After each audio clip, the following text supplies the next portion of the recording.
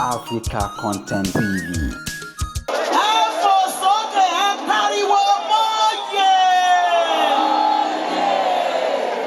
Hallelujah.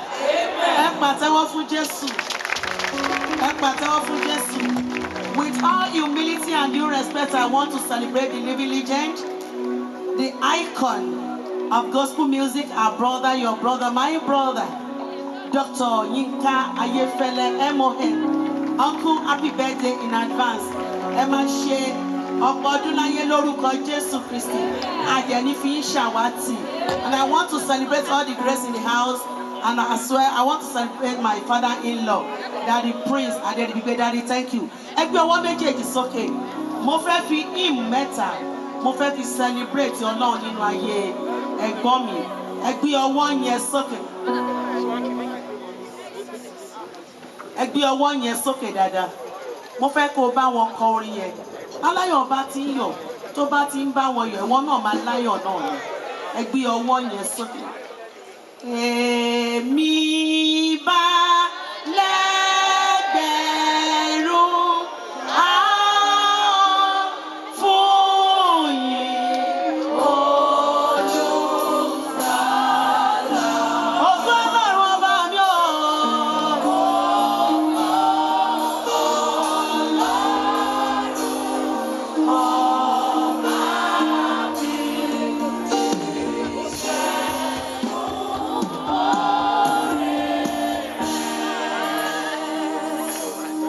Number one, in number two, ẹgbẹ́ ọwọ́ méjèèjì sókè. Jésù Olúwa ọba mi, kò wù mí nígbà tí mo pè, kò wù mí láti gbé.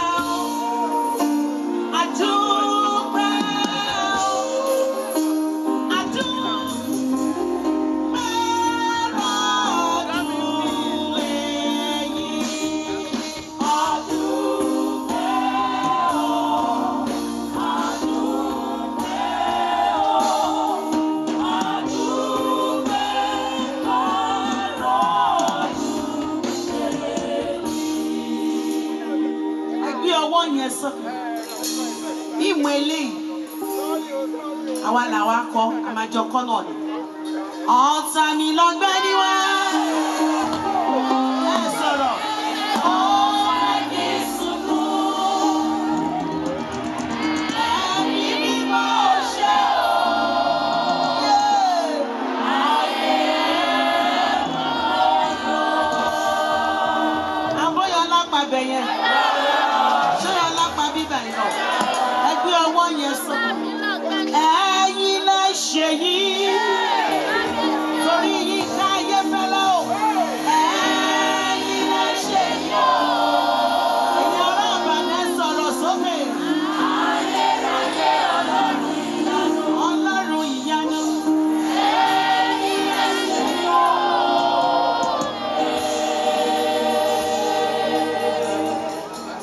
Ayérayé ìwọ ló ṣe yí ọdúndún aṣòde dẹ̀rọ̀. Alámọ̀ tó mọ mímọ́ pín ní ọba tó falẹ́rẹ̀ ra. Ìpẹ̀kun ọlọ́ọ̀, ìpẹ̀kun ọ̀rọ̀, ìpẹ̀kun ìmọ̀. Àṣírí tó ń gbé inú oṣù Mare. Ọ̀rọ̀ gan jígọ̀ bàbá ni tó jí ọ̀rọ̀. Ọba adélálejò wá tó nílé máa jẹ. Ó ṣẹ́ ọ̀run, ó bí ọkọ̀ ó fi kẹ̀kẹ́ òun jóná, ológo lórí ògo, oníyì lórí yìnyín ọba tó pàdé rera. Ìwọ náà lọ́ba àwọn ọba, ṣẹ̀rùbà wọn bàbá mi tí ò gbàgbẹ̀rẹ̀, onílé orí òkè tí rí pẹ̀kun ẹyẹkẹ́yẹ. Ìwọ náà ni àṣírí tó ń gbé inú òṣùwọ̀n. Ìwọ náà ni dámọ̀ láyà bímọ làlàlàlà bàbá mi ọ̀rọ̀ gún mọ́ gàlẹ́gàlẹ́. Ìwọ náà ló ń jẹ́ bẹ́ẹ̀. Ọ̀pá kan jí kan, ọ̀gbẹ́ni kan gara nìkan sílẹ̀. Bó bá wà dọ́ba aládé, bó bá dẹ̀ wà rọ̀bà lóyè. Ìwọ náà ní bí owó yẹn sókè ní gbogbo ọ̀nà. Ẹ bá bọ̀ dájú pé lọ́wọ́ Ọlọ́run.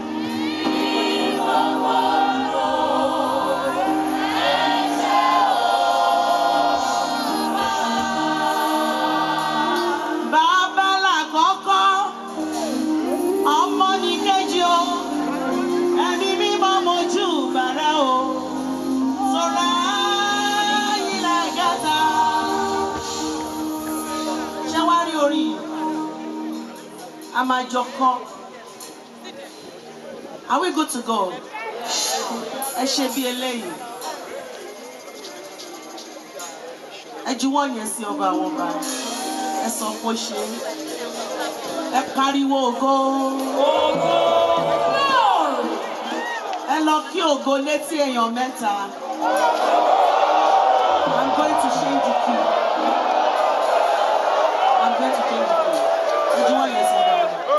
Olúwa, mo gbé ọ̀gá o. Olúwa o, mo gbé ọ̀gá o. Torí pé òye ló jẹ́ mi náà, òye. Ó ṣé bàbá. Olúwa, mo gbé ọ̀gá o. Ayérayé o. Mo gbé ọ̀gá o. Torí pé òye ló jẹ́ mi náà, òye. Àwọn àbíyè tó wà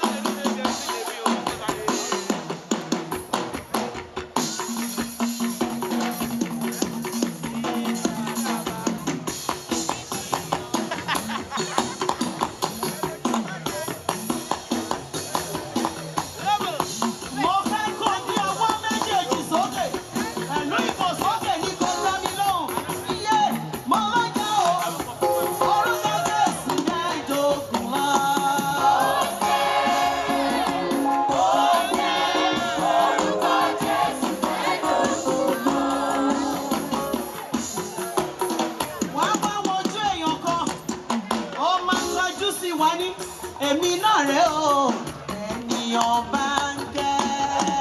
èmi náà rè o ènìyàn bá ń kẹ́.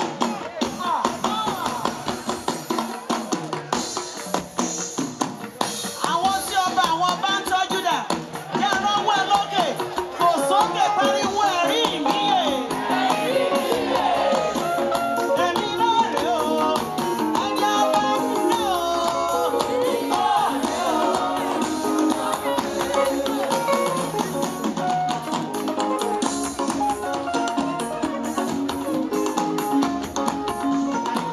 Ọ̀yá jẹ́ ránwọ́ ẹ lókè. Mo rí Ọlọ́run yàtọ̀. Mo rí Ọlọ́run yàtọ̀. Mo rí Ọlọ́run yàtọ̀ nínú ayé. Lọ́nà tó rẹ̀ o. Mo rí Ọlọ́run yàtọ̀ káyé. Mo rí Ọlọ́run yàtọ̀. Ọba àwọn ọba o. Mo rí Ọlọ́run yàtọ̀ nínú ayé. Jẹ́ ránwọ́ ẹ lókè. Alààyè tó ń bẹ mí jẹ́ ránwọ́ ẹ lókè. Pẹ̀lú ìfòsókè ló máa dá mi lóhùn. Ẹ̀ẹ́dẹ́gbẹ́ bàbá o, ẹ̀ka sà.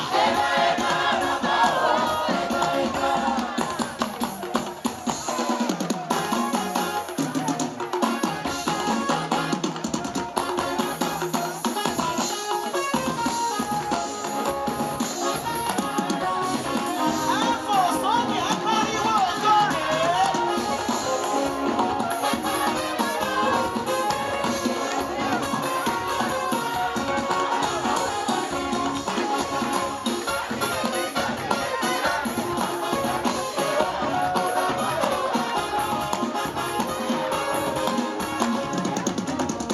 Ẹ̀ẹ́dẹ́gbẹ́ bàbá o, ẹ̀ka. Ayérayé ni bàbá o, alẹ́ gàgọ́.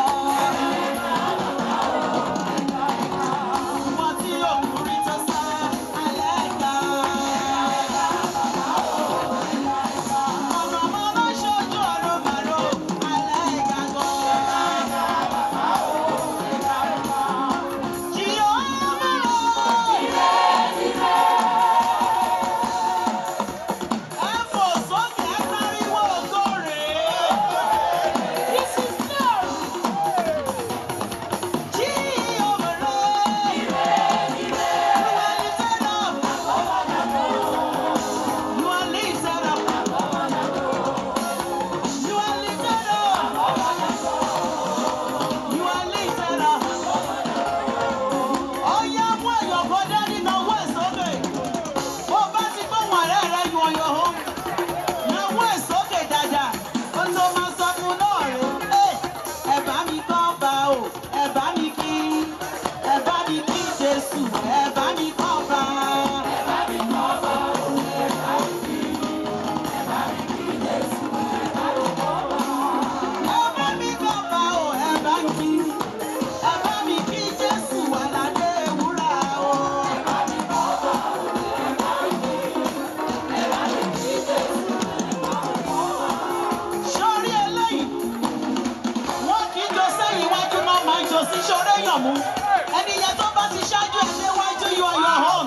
Wọ́n ní tẹ̀lé mi dáàfin ọba. Tẹ̀lé mi dáàfin ọba.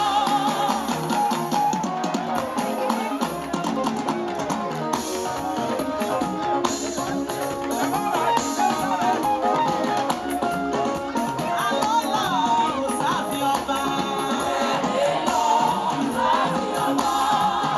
Ọ̀yá ta ló fẹ́rẹ̀ kó náwó sókè yé.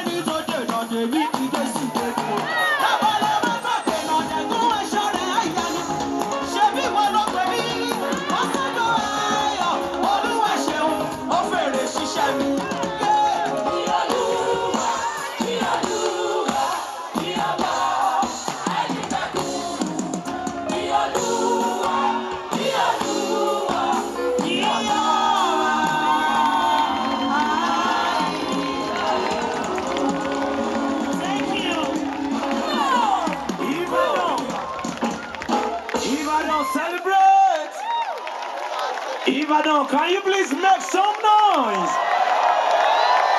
And celebrate àwọn ògo yìí now. Ẹ fún Daddy àti Mommy ní àtẹ́wọ́ dáadáa. Ẹ rí pé mo jọ àwọn méjèèjì. Mo jọ àbí mi ò jọ wọ́n. Mo dàbí last born àwọn méjèèjì.